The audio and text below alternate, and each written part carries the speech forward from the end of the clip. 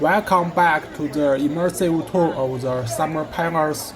In this episode, we will dive into the history of the garden's main courtyard and take in the stunning architecture and panoramic views from above. Back in the Qing era, it served as a Tibetan Buddhist temple gifted by Emperor Qiang to his mother for her birthday. Unfortunately, the original buildings were destroyed in 1860. This photo, taken in 1877, shows only the stone platforms remained. So, buildings we see today was reconstructed in 1888. This courtyard served as a ceremonial space where Empress daughter Cixi received well wishes from the royal family members and high-ranking officials. She would sit just beneath this gate during such occasions. You might have noticed that this gate, along with the main gate of the courtyard, looks quite different from other gates in the summer palace. Structurally, they resemble palace halls but without walls. Those palace-like gates are quite common in the Forbidden City, which you will see in my upcoming series. The plaque above reads 10,000 years of longevity. Beyond this gate lies Cixi's private residential quarters. The architectural style here also stands apart from the rest of the summer palace. It resembles the imperial style of the Forbidden City more than the usual garden aesthetic.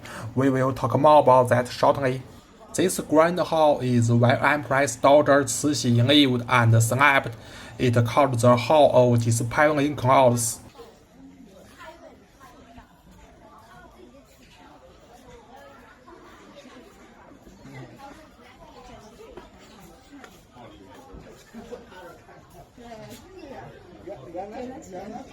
I have found some photos that shows what the interior looks like. Just the decoration alone took 270,000 man-days to complete. In the last episode, we visited the Hall of Joy and Longevity, which served as Cixi's main residence. So why didn't she stay in this more luxurious hall? While on the very first night she slept here, she suddenly fell ill. She believed maybe the gods were angry that her bedroom was built on the ruins of an old temple.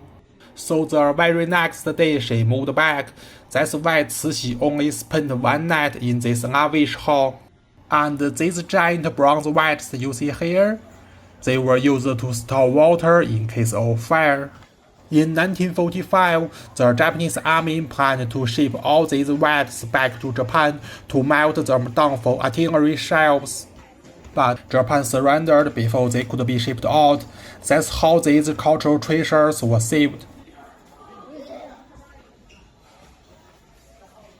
Behind the Hall of Dispelling Clouds is a small courtyard at the foot of the Tower of Fragrance of the Buddha. On both sides, you will see beautiful covered walkways. They are not just functional, they also serve as architectural decoration, unfortunately not open to the public.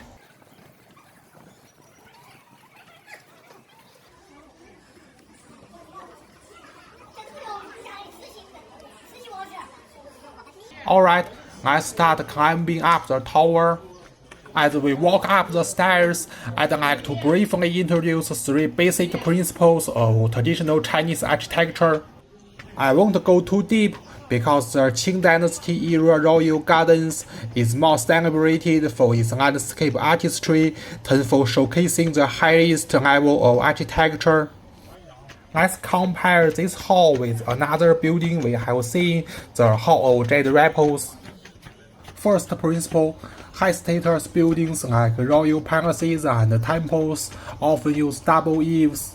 Ordinary buildings, on the other hand, usually have only a single eave. Second principle, buildings with flying eaves are considered more elegant and of higher status. Third principle, roofs shaped like a hipped canopy give a softer, more natural feel. Those types of roofs usually don't feature ornamental beasts, called 池纹. So most of the buildings in the summer palace, except for this main courtyard, follow a civilian architectural style, not the royal style. This reflects the Manchu tradition of living close to nature. Halfway up to the tower, there is a hall called the Hall of Virtuous Readings.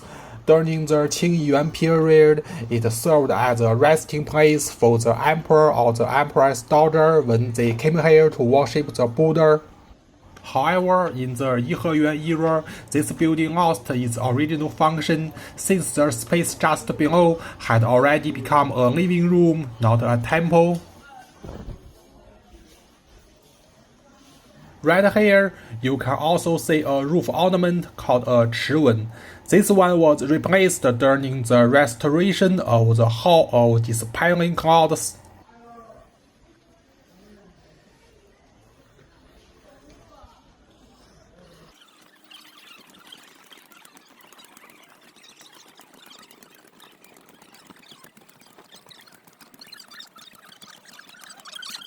To the east of the tower, there is a courtyard not open to visitors. It was once used to store Buddhist scriptures, and it survived the fire of 1860. The stone still inside records Emperor Qianlong's intentions when he ordered the construction of this garden.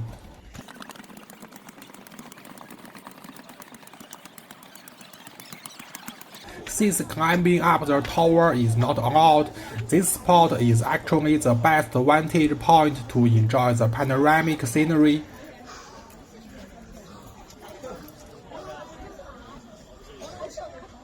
You might also notice that the buildings in this yard have a very different architectural style compared to the rest of the garden.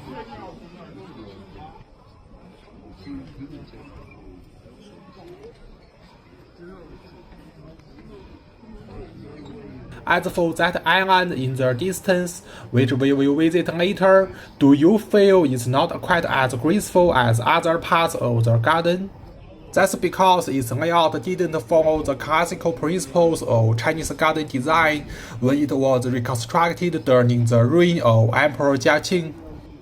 I'll explain the reasons in more detail when we get here.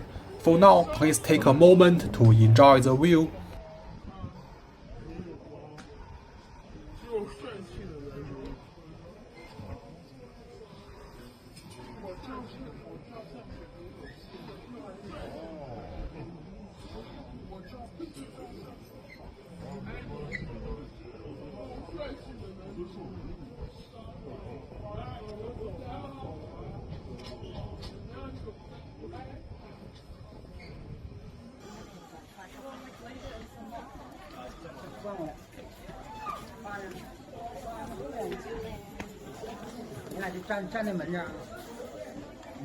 This is the iconic structure of the Summer Palace, the Tower of the Fragrance of the Buddha.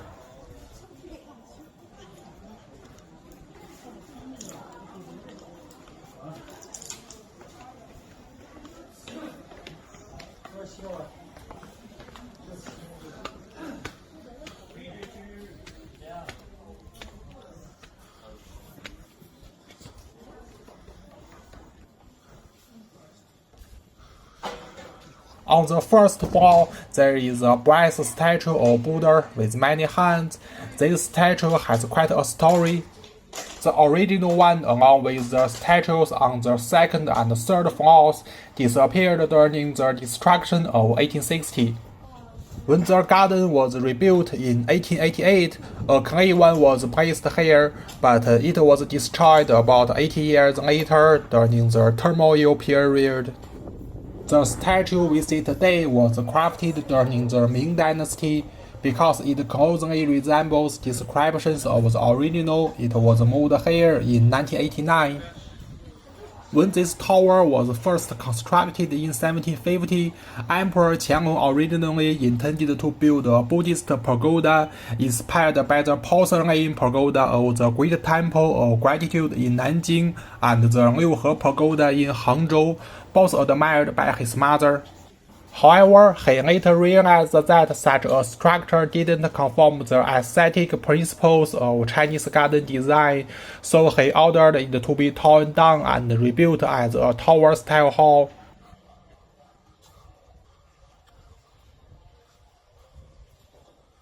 This tower was also burned in 1860. The current version is actually smaller than the original one. Behind the tower lies a religious complex at the very top of the mountain.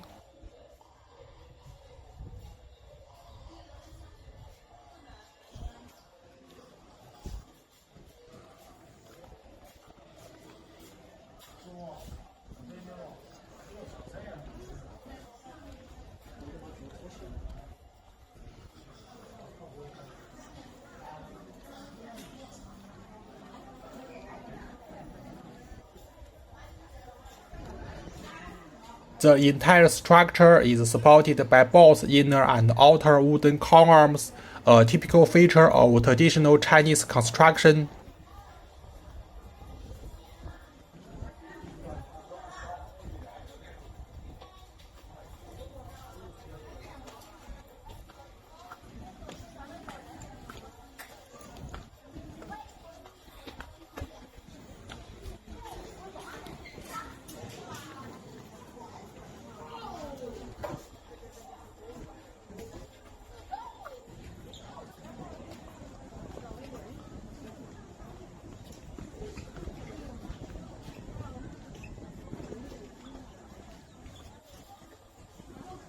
This courtyard below was not designed for daily use, but instead served a symbolic and ceremonial purpose.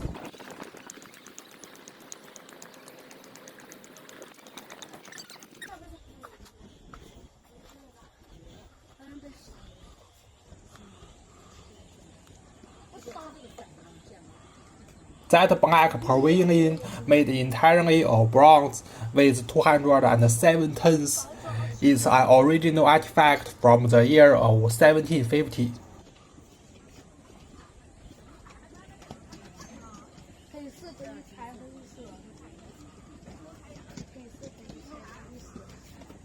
When this garden was built, there were already 4 royal gardens in the area. After Emperor Qianlong ascended the throne, he had already greatly expanded 2 of the largest royal gardens, spending a vast amount of money. As a result, he publicly promised not to construct gardens anymore to maintain a good reputation. However, his enthusiasm was hard to restrain. To avoid criticism, Qianlong began by having this lake excavated, presenting it as a water conservancy project. The idea was to prevent drought in the surrounding gardens and the Grand Canal, and indeed, the lake did serve this practical purpose. Next, he ordered the construction of this Buddhist temple dedicated to his mother. It did not damage his reputation either. Afterward, he had this stone statue erected, explaining that both the lake and the temple were built for the benefit of the country and his mother, not for his own enjoyment. In truth, this was all part of a carefully crafted public narrative, paving the way for the construction of additional buildings. Later, he said since there was already such beautiful natural scenery along with the grand temple for his mother, it would be a shame not to add some surrounding buildings to complete the landscape. Although he found many justifications, he did violate his original promise in the end. To show his ministers and the people that he was not a ruler who sought personal luxury, he made another vow that he would never spend the night in this garden. This time, he kept his word. That's why Emperor Qianlong only used the Hall of Jade Apples as an office and never stayed overnight in this garden. Now we are back at the first courtyard. As you can see, even the side halls features yellow-glazed tiles and flying eaves, the same architectural style used for the residences of the Emperor's concubines in the Forbidden City. I'll stay silent for a moment. Please take some time to appreciate those traditional Chinese buildings.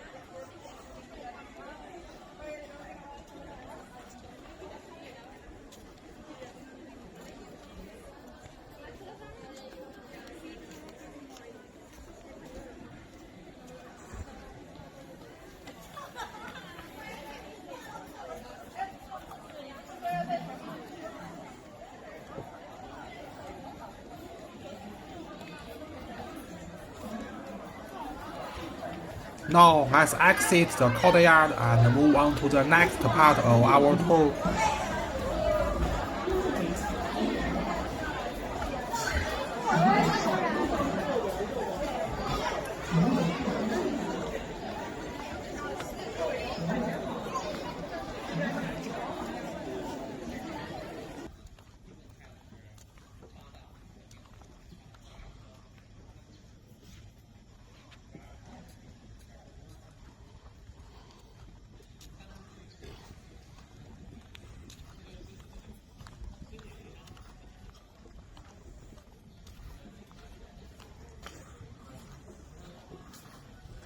We are now back on the long corridor.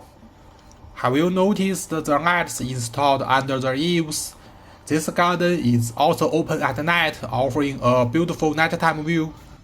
If you plan to visit, make sure to bring enough water and snacks, and you can stay here until 8 p.m. to enjoy the evening scenery.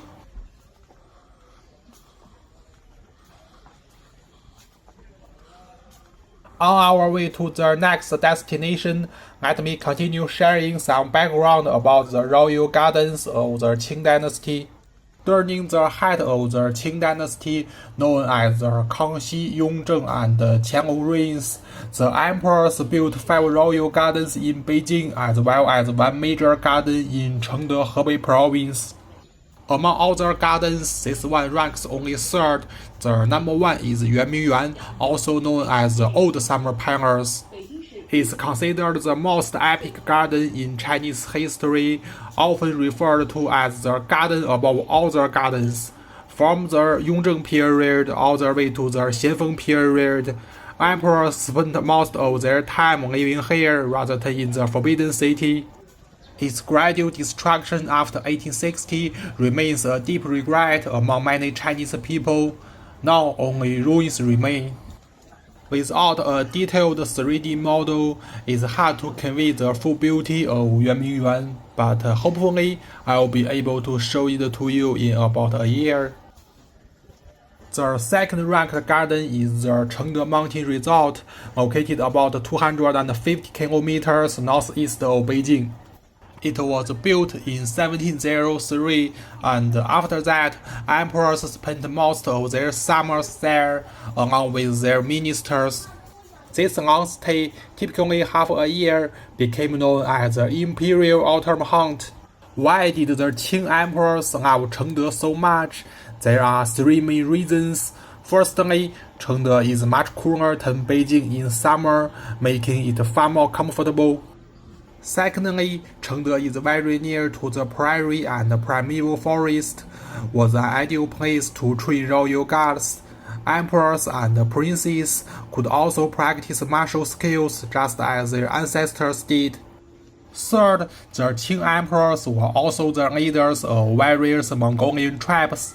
Chengde's location near the Mongolian steppe made it convenient for them to demonstrate their authority and maintain these political relations. Especially Emperor Qianlong, he held this activity 50 times in 60 years. Most buildings in the Chengde Mountain Resort have stood for over 250 years, and the site was designated a World Cultural Heritage in 1994, 4 years earlier than the Summer Palace. I'll introduce the buildings and history of Chengde Mountain Resort in my future episodes. 我现在这边一个人大概要小1个小时，我现在是7点8点左右吧。行，到大概多长时间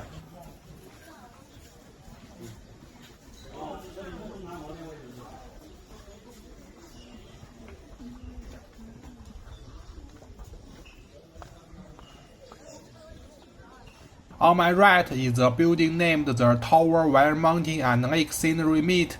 It's not open to the public. On the second floor there are windows and railings facing 8 directions. Sitting here, one could admire the mountains to the north, the lake to the south, and even the distant peaks to the west.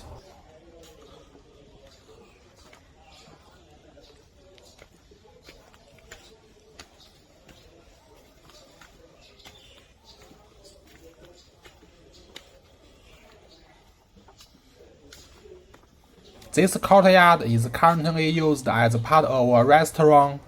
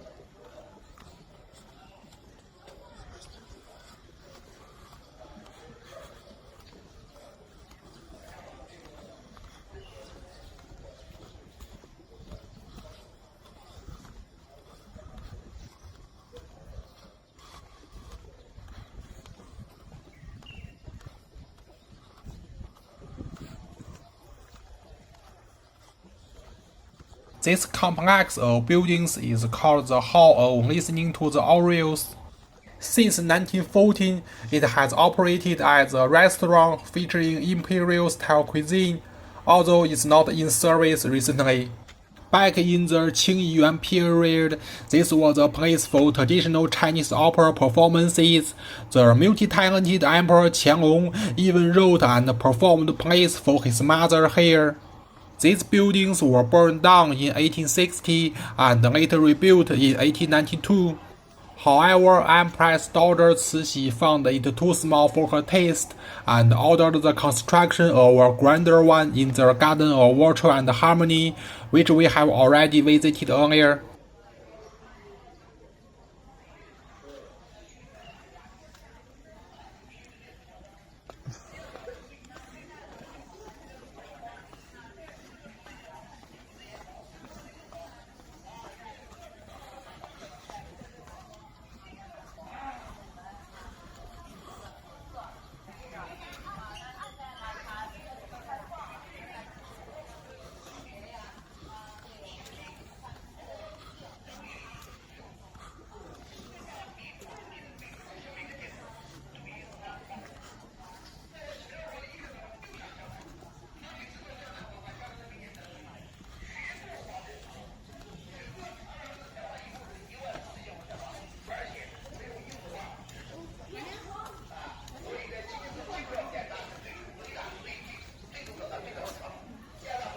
We have now reached the end of the long corridor at the pavilion called the Stone Man's Pavilion. It's named after a porous Taihu stone in the courtyard that is said to resemble an old man. You can take a peek through the crack in the gate, and there is also a photo of the stone.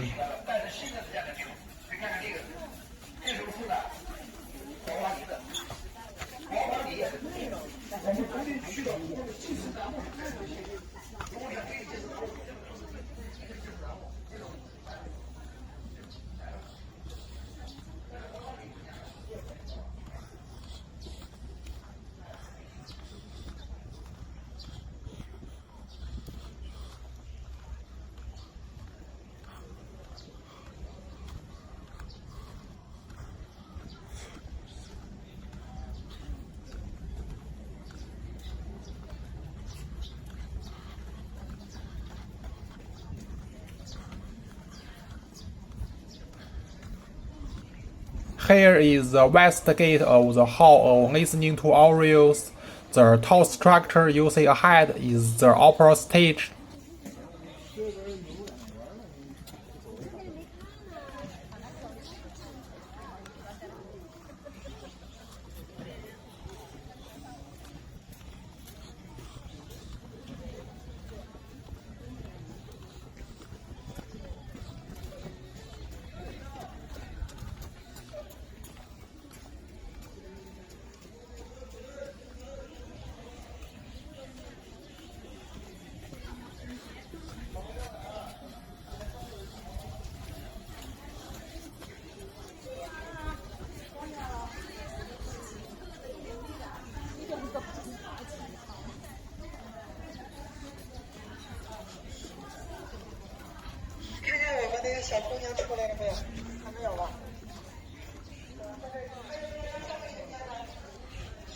As for the buildings oriented westward, they are not particularly important. In Chinese tradition, nobles and emperors prefer to face south or east.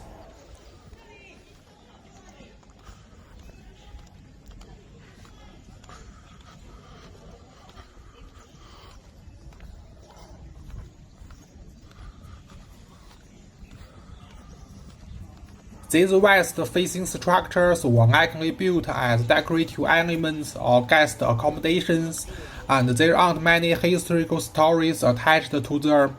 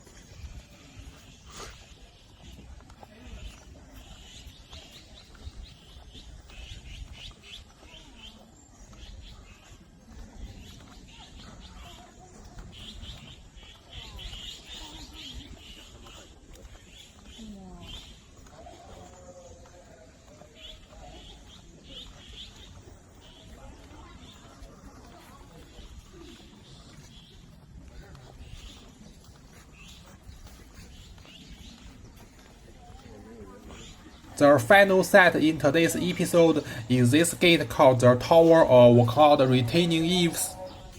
Gates like this are used in traditional garden design to divide and isolate views, create a stronger sense of depth and variety in the scenery. This is also a technique in Chinese traditional garden design.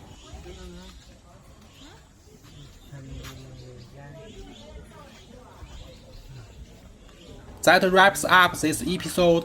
If you enjoyed this kind of immersive, narrative-style tour of Chinese cultural landscapes, don't forget to subscribe. In the next episode, we will explore the island just ahead.